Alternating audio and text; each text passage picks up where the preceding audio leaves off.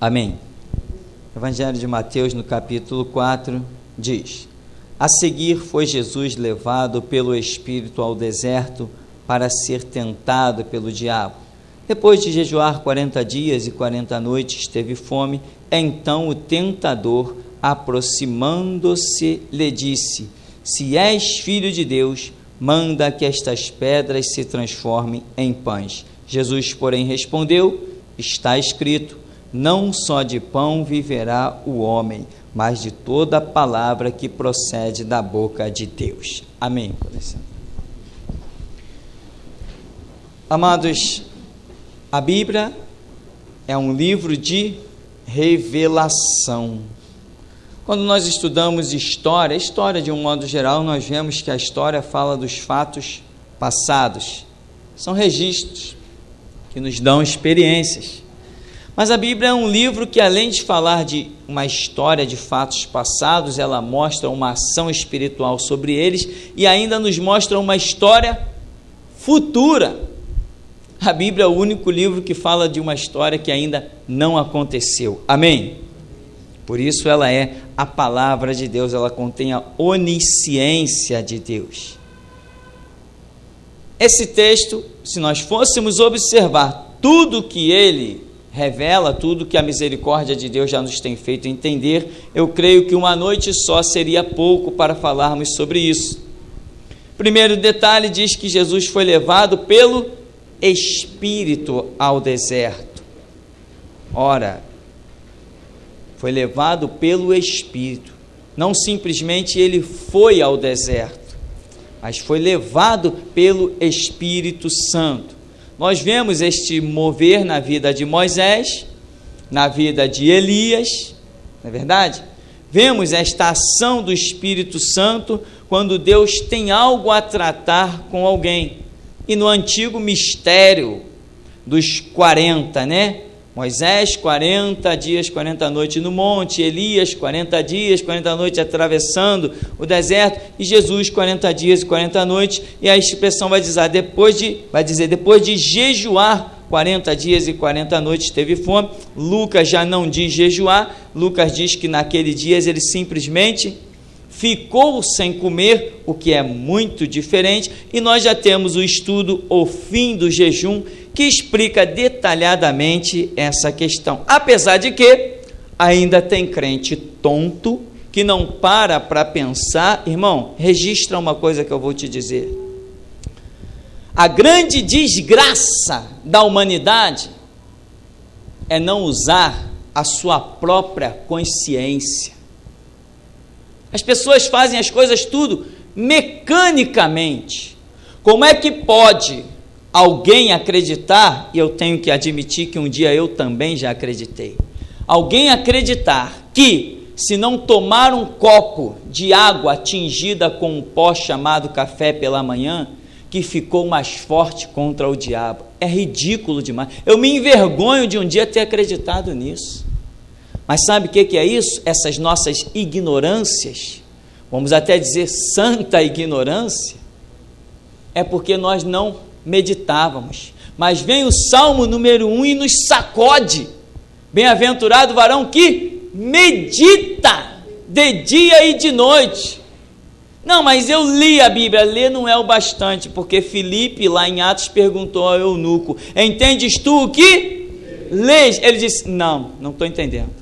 E olha que o homem era sábio, o homem era rico, o homem era instruído, ele era mordomo de uma rainha, não era qualquer um.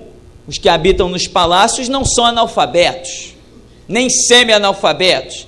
Mas ele diz: não, como entenderei se não há quem me explique? Filipe, que tinha a revelação, foi e o ensinou. Mas, apesar de nós nos envergonharmos, glorificamos a Deus que não leva em conta o tempo da ignorância. Mas acredite, eu tive um sério problema de estômago por acreditar nisto.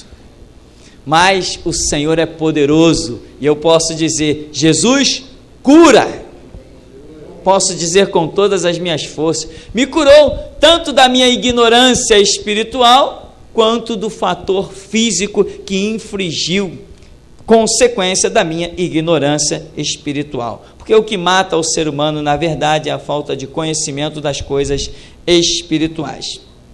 Detalhes à parte, diz que o tentador, o diabo, aproximando-se de Jesus, disse: se tu és filho de Deus. Essa expressão ela vai aparecer constantemente.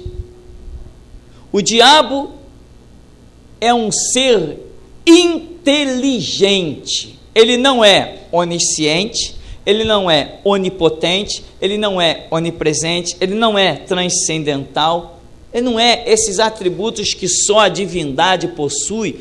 O diabo não possui nenhum deles.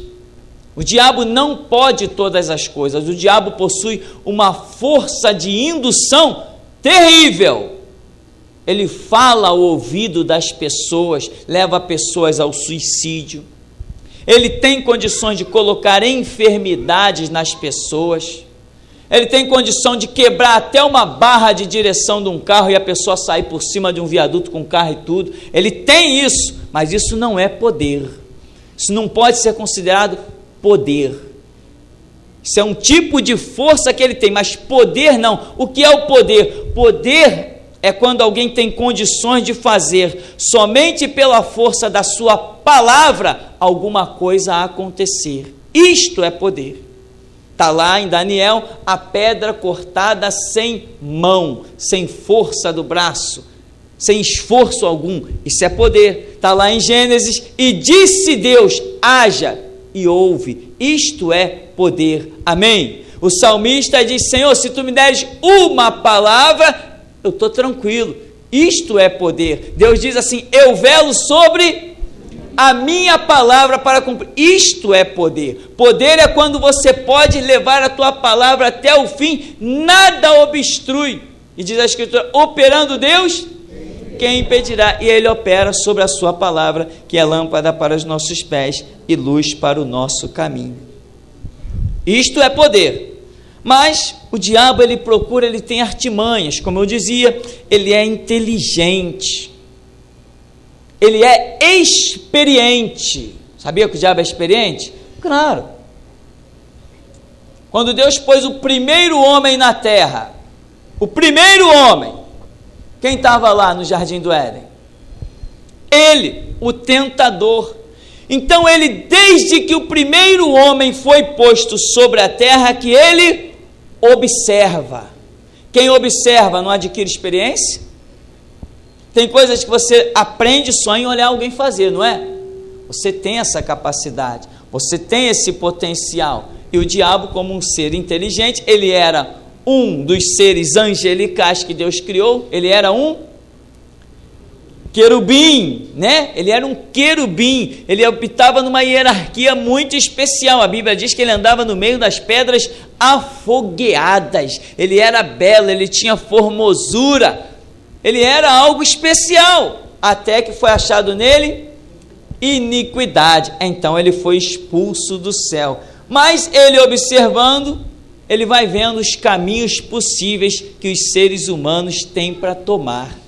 E ele procura interpor-se no caminho dos seres humanos para causar as suas arruaças. Mas, quando nós estamos caminhando com os pés calçados na preparação do Evangelho de Jesus Cristo, o diabo pode ficar na frente o quanto que ele quiser. Ele vai virar estrado dos nossos pés.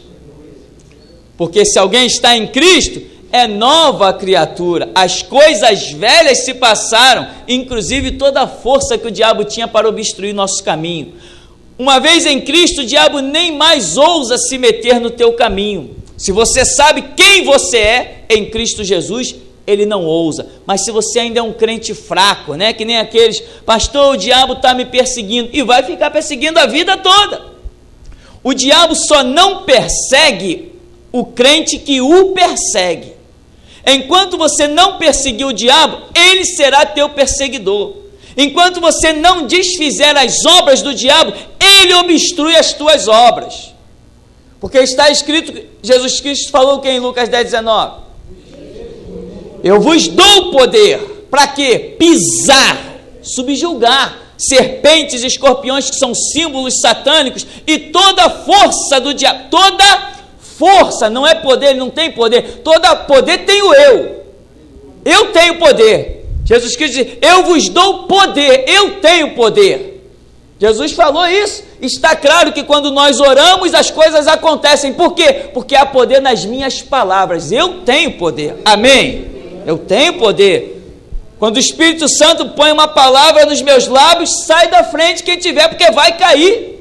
Está lá escrito em Efésios 6,17. E a espada do Espírito, que é a palavra de Deus. E ela faz parte da armadura do crente, do cristão. Poder temos nós, o diabo não tem poder. Quando nós descobrimos isso, só resta uma coisa para ele: pegar a sua mochilinha e sair da frente, porque Jesus Cristo disse que o Filho de Deus, você é filho de Deus?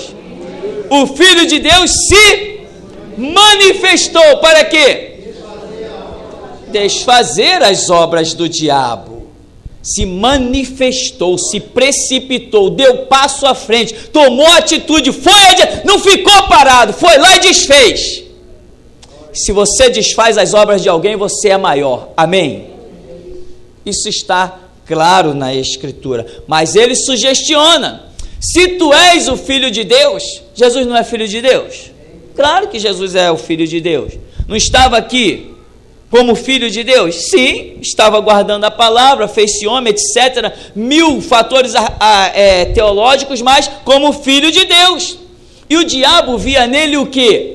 Além de um ser humano comum. O diabo via isso nele, porque sabia que ele veio com uma missão, e ele sabia muito bem de onde tinha vindo e para onde ele iria. Sabia que Jesus tinha um conhecimento que nós, seres humanos, não temos.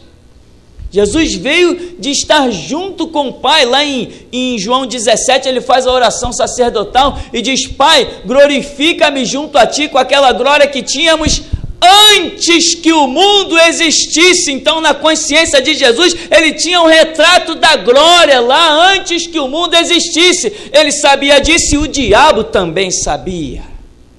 O diabo observou aquela mulher virgem conceber e dar à luz. O diabo inspirou Herodes para ir atrás dele e matá-lo. O diabo mandou soldados em Ramá para matar todas as crianças de 2 anos para baixo, lá na cidade de Belém. Como diz a profecia de Jeremias, em Ramá ouviu-se pranto e lamentação, Raquel chorando seus filhos e não querendo ser consolada, porque já não existe. Raquel foi a mulher, esposa de Jacó, de quem descendeu as tribos de Israel. Então, meu irmão, o diabo, ele é um ser inteligente. Ele fica de olho em você. Quando você erra, ele vem. Mas Deus, que é misericordioso, não deixa ele te pegar no seu primeiro erro. Ele não deixa. Porque onde estão as misericórdias de Deus? Estão em conceder-nos novas oportunidades. Se Deus não nos concedesse novas oportunidades, não seria misericórdia. Ele é um dos títulos gloriosos do nosso Deus, é misericordioso. Já citamos aqui: sede, pois, misericordiosos, como misericordioso é o vosso Pai Celestial. Então, o diabo, ele induz para Jesus: se tu és o Filho de Deus. Meu irmão, preste atenção, você sabe o que você é?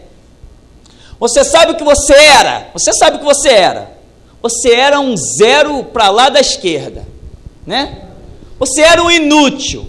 Todos nós éramos perfeitamente, adornadamente, belíssimamente inúteis. Não era isso que nós éramos? Nós éramos ridículos, adorando uma pombagira, dando charuto para o tranca-rua, dando cachaça para o barqueiro, para o sete flechas, para os Exus. Nós éramos ridículos, nós bem sabemos o que nós éramos. Nós éramos católicos, adorando boneco de gesso, pegando um panfleto lá, totalmente moldado pelas artimanhas satânicas, e ficávamos rezando missa para os mortos. Nós bem sabemos o que éramos, amém? Sabemos a ignorância que nós éramos. Mas a Bíblia diz: se alguém está em Cristo, é nova criatura. Hoje nós também sabemos o que somos. Sabemos muito bem o que somos e a quem servimos. Sabemos, como Paulo diz, eu sei em quem tenho crido, estou bem certo que Ele é poderoso para guardar o meu tesouro até o dia final. Nós sabemos que quando os nossos olhos fecharem para este mundo, se abrirão para a eternidade, onde aquilo que tem que olhos não viram, nem ouvidos ouviram, nem nunca subiu ao coração humano. Nós sabemos o que nos aguarda. Então, meu irmão, observa bem, Jesus é o nosso retrato a ser seguido. Paulo diz que Ele é o autor e consumador da fé. Paulo diz que nós temos que andar procurando alcançar a estatura do varão perfeito que é Cristo Jesus. Jesus falou, a um discípulo cabe ser igual ao seu Senhor. Meu irmão, estude o Evangelho. A vida de Cristo é a tua vida. Se a tua vida não está sendo como a de Cristo, tem que crescer. Tem coisa errada, paga o preço, renúncia é a carta número 1 do Evangelho. Deus amou o mundo de tal maneira que renunciou o seu Filho, para que todo que nele crê não pereça, mas tenha vida eterna. O diabo traz uma indução, se tu és o Filho de Deus. Ele sabia que ele era, e ele sabia que Jesus era. Com a inteligência que ele tinha, ele jogou. Você sabe o que você é. Não aceite, meu irmão, induções. Você sabe o que você é. Não queira provar nada para ninguém. Faça exatamente aquilo que o teu Deus te manda fazer. Você sabe ouvir Deus? Você sabe. Mateus 6,6, entra no teu quarto, fecha a tua porta, fala com teu pai que te vê no oculto te recompensará publicamente. Jeremias 33,3, clama a mim e responder-te-ei. Deus não mente, Ele responde, amém? Quando você receber a direção de Deus, vai e faz, executa. Não queira provar nada para ninguém. Você não foi chamado por Cristo para dar satisfação aos homens. O que diz Isaías 53? Como ovelha muda foi levado ao matadouro, como um de quem não fazíamos caso algum, ele não abriu a sua boca. Por quê? Porque não tinha satisfação para dar homem algum. Apenas abriu a boca diante de Pilatos para dizer assim, tu não tem nenhuma autoridade se do alto não for concedida. Então, meu irmão, exemplo é para ser seguido. De Cristo é. Você não tem que dar satisfação para ninguém. Você tem que viver a tua vida com Deus.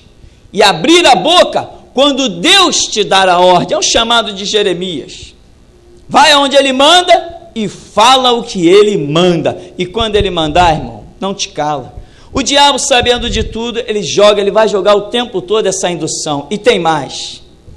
Se Jesus tenta provar que é o Filho de Deus, ele teria errado. O diabo diz, se tu és o Filho de Deus, manda que estas pedras se transformem em pães. Tu és o Filho de Deus? Então tu tem poder. Manda as pedras se transformar em pães. Não vou mandar.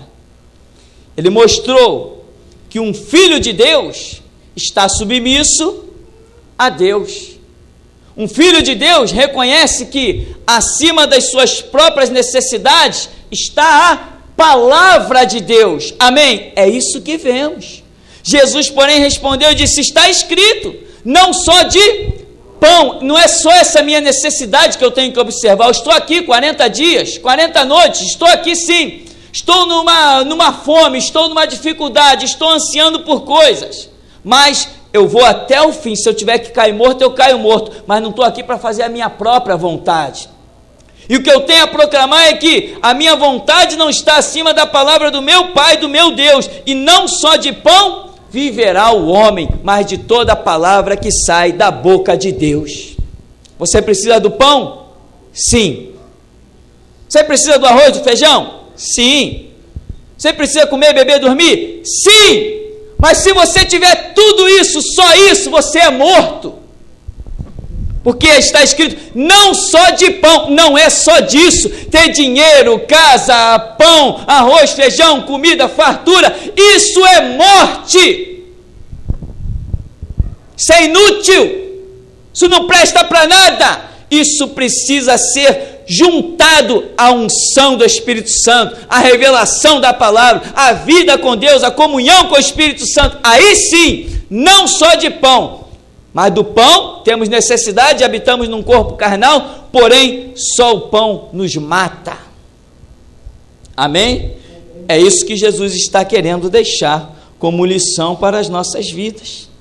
E ele diz: então o diabo levou a cidade santa, colocou-o sobre o pináculo do templo e lhe disse: se tu és o Filho de Deus, atira-te daqui abaixo, porque está escrito: aos seus anjos ordenará a teu respeito para que te guardem, e eles te sustentarão nas suas mãos, para que não tropeces em alguma pedra.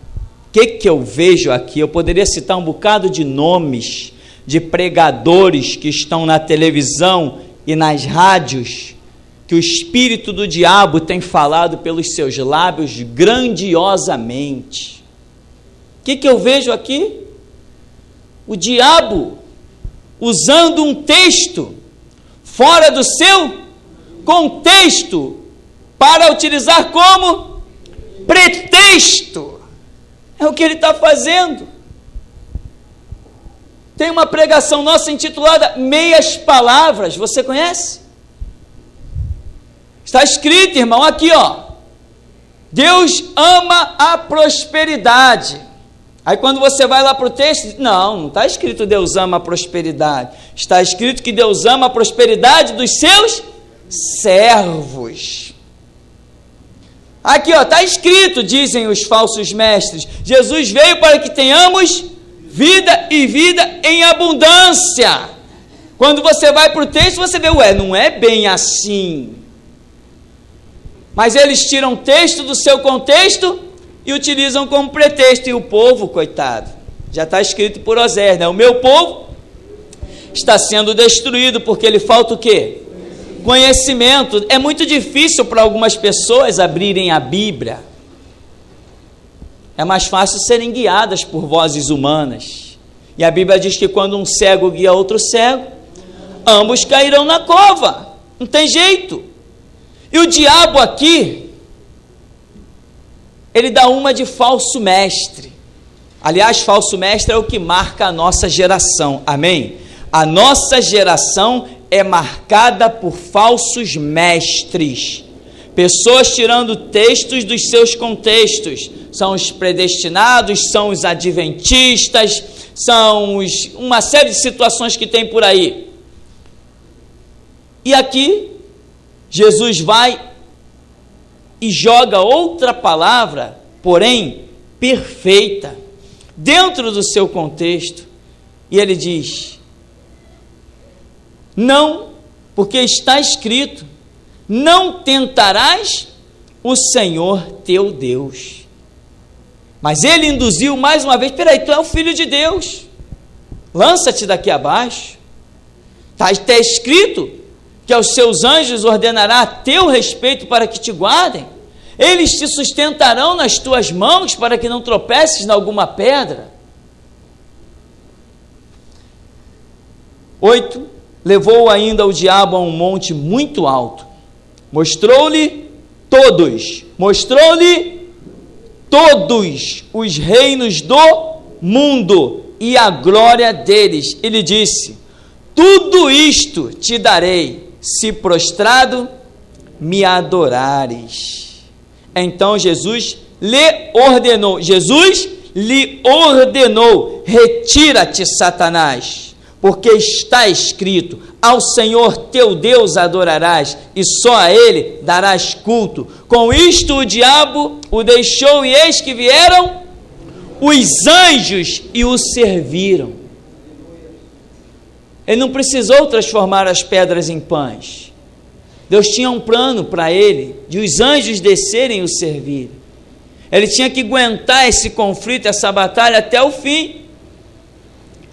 O que vemos aqui? O diabo mostrou todos os reinos do mundo e a glória deles. Quer dizer, abriu uma visão espiritual diante de Jesus, e Jesus contemplou tudo sobre o qual o diabo tinha domínio. Tudo o quê? tudo, absolutamente tudo, porque a Escritura diz que o mundo jaz no maligno. Jaz quer dizer, jaz, está morto, está sepultado no maligno, está imerso no maligno. Então o mundo jaz no maligno, e Jesus está falando, está olhando para tudo aquilo, contemplando tudo aquilo, e dá uma palavra: não. Conhecedor da Escritura diz: não, ao Senhor teu Deus adorarás, está escrito, e só a Ele prestarás culto. Como as pessoas se têm iludido com as glórias do mundo, com as riquezas do mundo, com o pão da terra, com as suas próprias necessidades. E quando Jesus diz que a porta do céu é estreita e o caminho é apertado, quanto mais nós lemos Bíblia, mais vemos que esse caminho é mais estreito e mais apertado. Porque mediante as suas necessidades físicas, naturais, as pessoas se vendem, se corrompem. Qualquer um crente aí por aí dessas igrejas que buscam a falsa prosperidade, se você oferecer qualquer oportunidade de um grande negócio para eles, eles embarcam.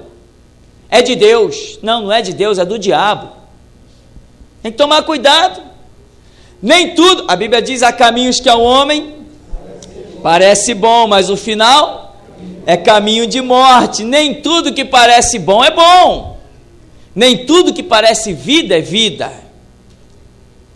Conhecendo a Escritura, Jesus dá esta grande lição. Tem alguns outros detalhes que eu quero compartilhar com você. Já falamos em outras oportunidades que a glória desse texto é esse Jesus em carne, como homem, ser tentado pela expressão máxima das trevas. A Bíblia não diz que um demôniozinho foi tentar Jesus.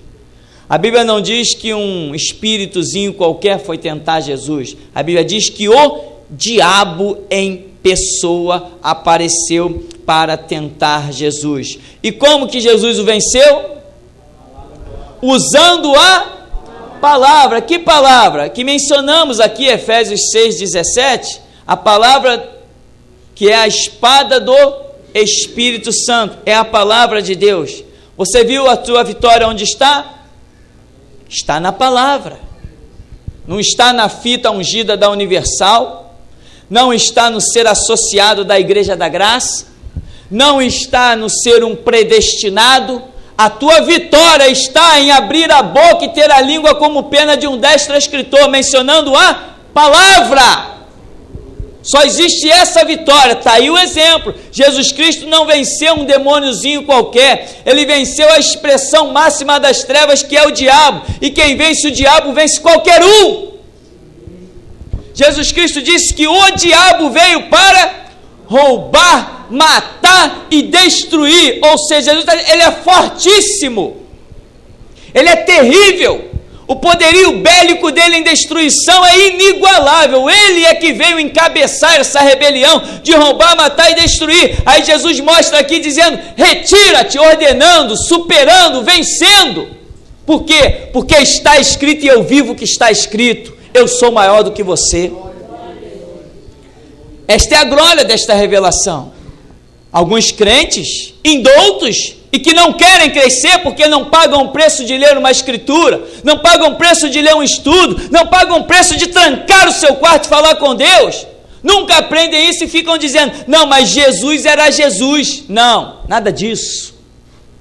Jesus estava em carne. Se ele fosse a divindade ali, encarnado nele a divindade, revestido da divindade, o diabo sequer poderia comparecer perante ele, pois está escrito na Escritura que a divindade não pode ser tentada pelo mal. Então Jesus ali despiu-se da sua glória, como diz a Bíblia, o verbo se fez carne e habitou entre nós. Pague o preço do estudo, irmão. Pague o preço do estudo, porque em Romanos 10:17 Paulo diz o quê? A fé vem por ouvir, ouvir pela palavra de Deus. Depois que Jesus vence, ele recebe aquilo que é promessa para nós em Hebreus 1,14. Não sabeis que os anjos são espíritos ministradores a respeito dos que hão de herdar a vida eterna. Jesus venceu com a palavra, recebeu isso. Você tem que vencer a tentação com a palavra para ver a glória de Deus nos ministradores angelicais servindo em teu favor. E aonde servem os ministradores angelicais? Na igreja, para a igreja, pela igreja. Um detalhe nós vemos aqui, que Jesus passou 40 dias neste deserto. Destes 40 dias nós lembramos que o povo de Israel peregrinou 40 anos. E vemos que quando Deus deu este castigo de eles peregrinarem por 40 anos, disse que estava vinculado aos 40 dias que eles espiaram a terra e não creram na palavra do Senhor. Então Deus disse que por cada dia daria de castigo 1 ano. Ou seja, o que Deus disse para os incrédulos? 1 dia de erro, 1 ano de castigo. Isso é perigoso demais. Isto é perigoso demais. Quem erra muito, meu irmão, a sua vida passa e ele não vê nada de Deus acontecer. Chega uma hora que você tem que crescer e não pode mais errar. Não pode continuar errando nas mesmas coisas primárias. Não pode. Deus não vai tolerar. Então, Jesus, nesses 40 dias, ele venceu o diabo, lançando mão de 3 expressões bíblicas. Estas 3 expressões bíblicas estão registradas no Antigo Testamento, no Pentateuco, e muito em especial no livro de Deuteronômio, que eram expressões que os judeus bem conheciam. Ou seja, o que está dizendo aqui como testemunho para os judeus? Não é à toa que esse registro detalhado está no Evangelho de Mateus, que foi escrito para alcançar os judeus.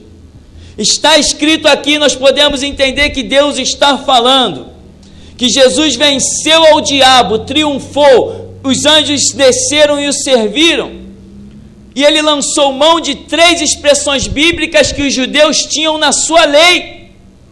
Todas 3 estão lá registradas no Antigo Testamento, na lei dos judeus. Ou seja, Deus está dizendo: o meu povo lá atrás foi destruído porque lhe faltou conhecimento. Amém, meu irmão? Jesus vem e dá o exemplo: olha, eu vou ficar 40 dias lá para mostrar aonde foi o erro de vocês. Vocês erraram por não levar a sério a Escritura. Vocês erraram porque não quiseram deter tempo sobre os pergaminhos. Vocês erraram porque não consideraram Deus como tinha que ser considerado.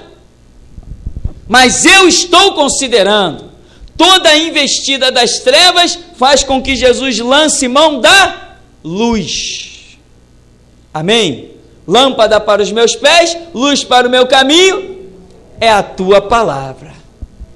Compreendeu um pouco mais, irmão? Deu para entender um pouco mais a glória da revelação disso aqui? Certamente, se continuarmos a meditar, mais alcançaremos. A revelação foi dada à igreja. O mundo jaz no maligno, o diabo mostrou as glórias do mundo, os reinos dele. Mas depois de tudo isso, quando Jesus vence ao diabo, ele vira para os seus discípulos, procura prescrutar o entendimento deles. Quando Pedro faz aquela declaração: tu és o Cristo, o Filho do Deus vivo, Jesus diz o quê?